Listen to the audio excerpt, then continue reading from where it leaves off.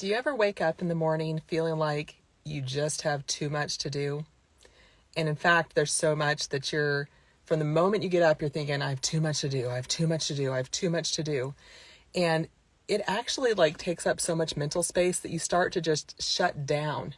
And maybe then you get very little of what you need to do done because you're so fixated on there's too much to do.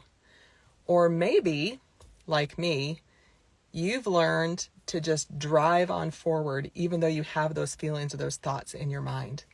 And so all day long it's there, and it's this pressure that's behind everything that you're doing. And you may even experience shallow breathing or a panicked kind of experience as you move through the day, trying to get all the things on your list done, to the point that your body starts to kick back. Well, yesterday was just such a day for me. And I ended up with this lovely little rash on my chest because of it. Because my body's like, nah, you can push those feelings down. You can try to pretend that we're not here, but we're coming out. And here's how. And we're going to remind you that this is not the best way to do life. And the truth of the matter is, I know better. I've worked hard to learn better and to learn new ways for two different reasons. I mean, I even teach people about how to do better. But still, I find myself sometimes going back to those old ways. First of all, I know that God never gives me too much. So if I know that that's true, that there's never too much, why in the world do I get sucked into that mindset of, well, this list is so long, I'm never going to get it all done, it's just too much? You know what? It might be too much for today. It might have to be something that continues tomorrow. But can I trust for just 1 second or for 24 hours or for 16 hours that I'm awake that what I get done in this day is enough?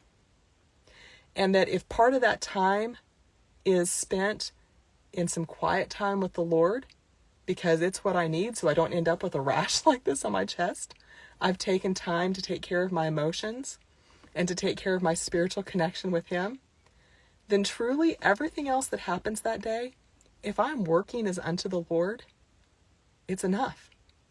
So why am I so fixated on that mindset of it's not enough, it's not enough, it's not enough, when I know that that's a lie? There was a man that I worked with one time who told me that when we're learning new behaviors, it's kind of like putting a new shirt on. Now, the old shirt is super comfortable, right? It fits just right, the way that my shoulders are, I've broken it in, where it fits on my elbows, that fabric's been softened. And he said, Rachel, learning a new behavior is like putting on a new shirt. And at first, you put it on, it's like, oh, this isn't quite right. This isn't totally me or how I've done things. And so you'll wear it for a little while and then you take it off. And he said, but then the next time you put it on, you're like, okay, but yeah, this starts to feel a little bit better. And especially when we are committed to the outcome, we know that this new behavior is going to serve us well. It's in alignment with our goals, values, and beliefs. So I keep putting on that new shirt, and because I'm committed to those things, and I wear it a little longer and a little longer and a little longer until next thing you know, that new shirt is actually just as comfortable as the old shirt was. But the beautiful thing at this point is now it's the shirt I've chosen. It's not the shirt that was just given to me, maybe the beliefs or values, thought patterns that I grew up with. No.